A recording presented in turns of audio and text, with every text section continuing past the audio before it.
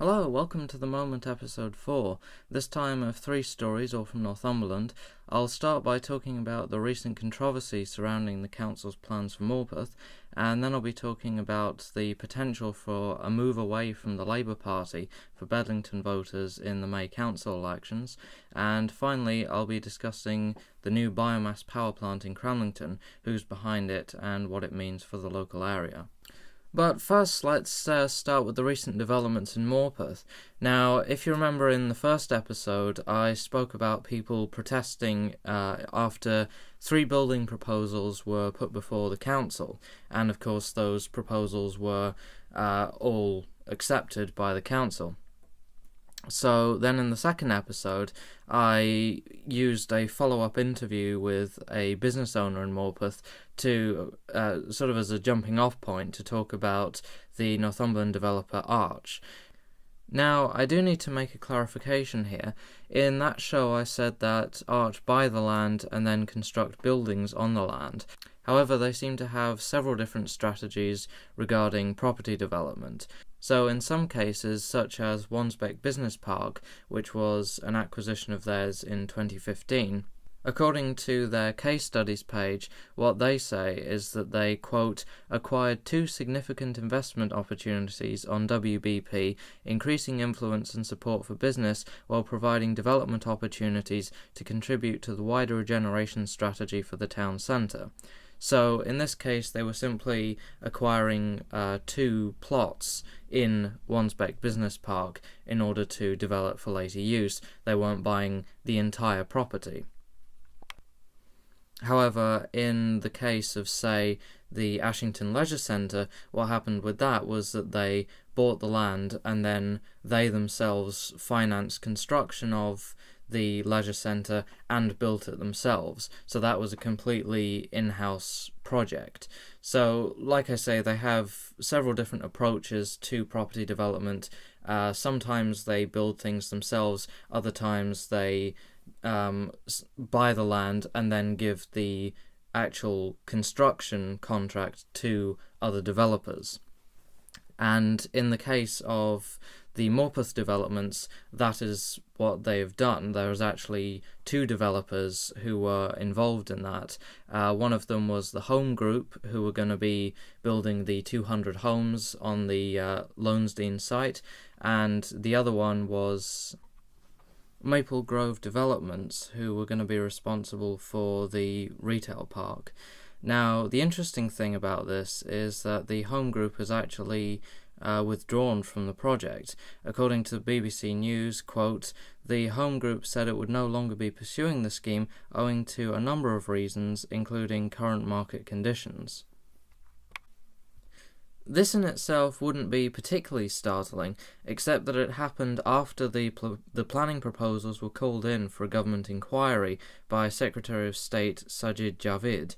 Now, unfortunately, many things are unclear here, such as whether it's the proposals for the County Hall site themselves that are under investigation, or if it's the council's plan to move from Morpeth to Ashington via a £40 million new County Hall that was coming under the umbrella of these proposals.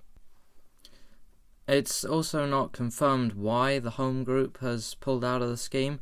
It could be a fear of bad publicity over being associated with what's become quite a controversial operation, or whether this is simply a coincidence and their statement about it being to do with current market conditions is accurate. But the very real positive in all of this, especially for the people in Morpeth, is that they've certainly got a far more concrete chance at fighting these proposals now that the government has stepped in. This might make the council back off the plans altogether, which certainly people like David Holden from the South Morpeth Coalition will be pleased about.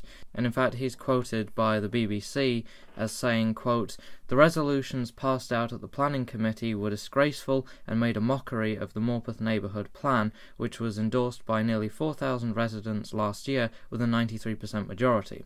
So, like I said in the first episode, The will of the people was evidently against these proposals right from the start, and it's a shame that it's taken an inquiry to slow progress of these plans, but hopefully the inquiry goes well and this all ends up in the people's favour, and these proposals can finally be put to rest once and for all. Now it's time to move on to the next story, which was actually inspired from a letter that I and other people in Bedlington got through the door. It's from the residents group Make a Noise for Bedlington, and it points out several reasons why people shouldn't vote for Labour or should vote for an independent candidate in the council elections in May. Now, the letter states that, quote, "In the last 4 years, your Labour County Council has voted for £64 million council investment for Ashington, whilst Bedlington has only received £2.1 million.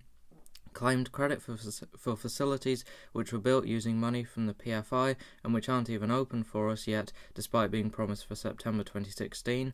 Failed to spend all their Bedlington Local Improvement Fund, £60,000, or spent it in other areas of Northumberland.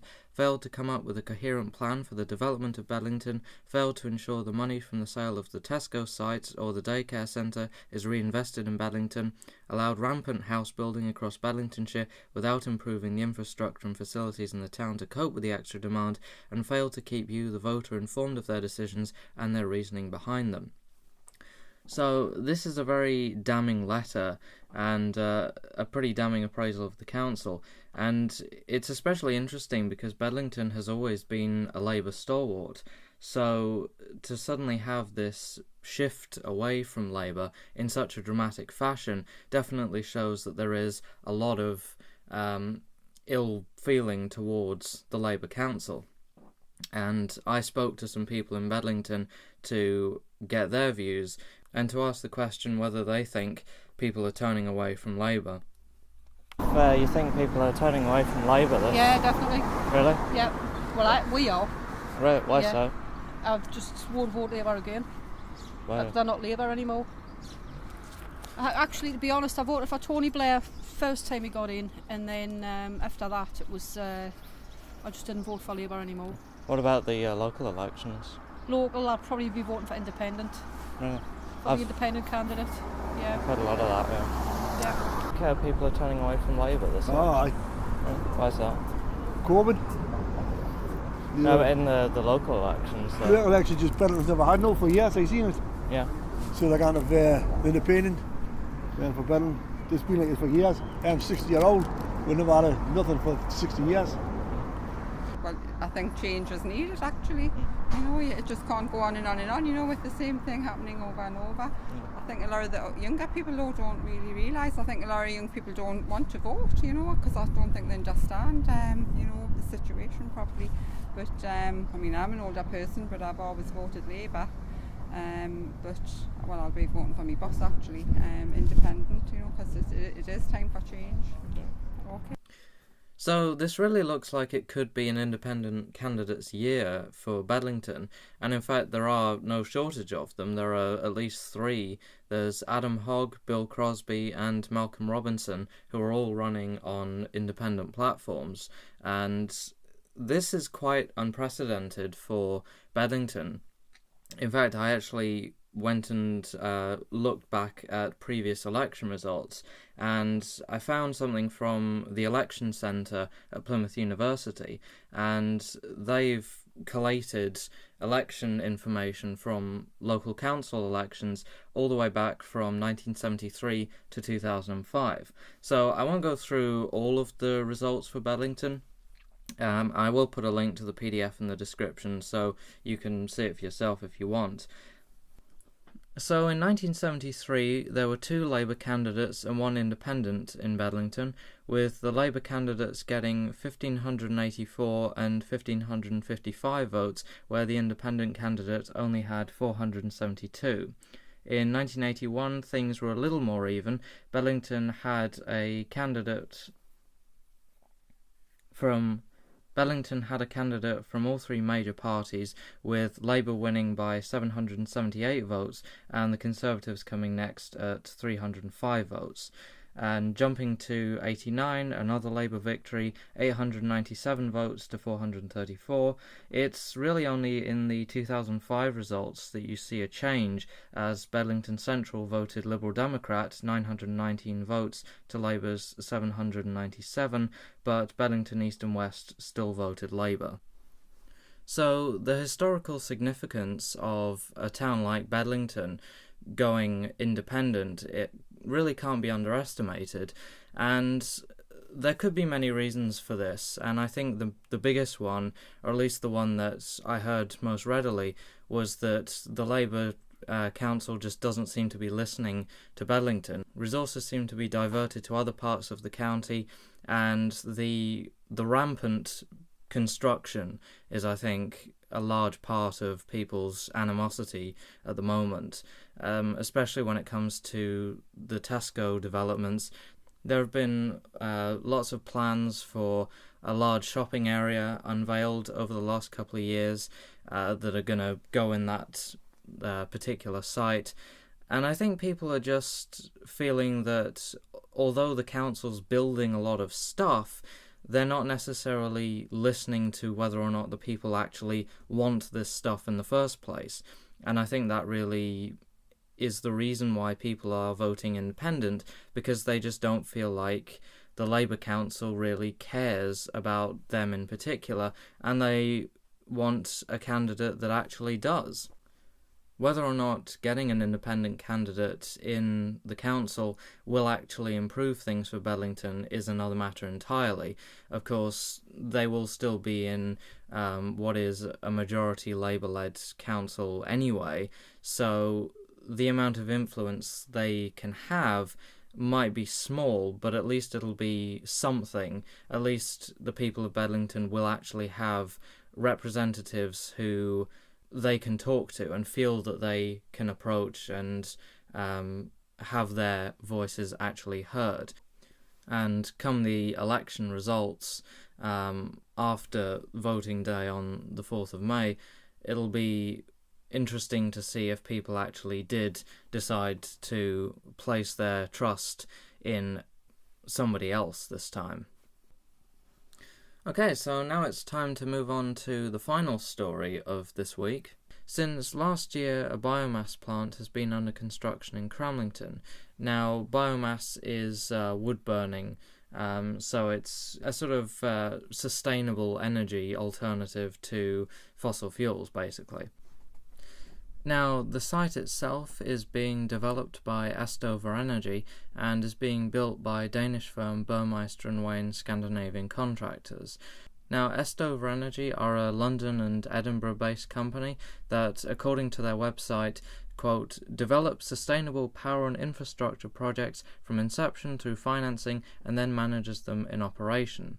And they have a few other biomass plants in the UK as well, in Speyside, which is in Scotland, as well as in Kent.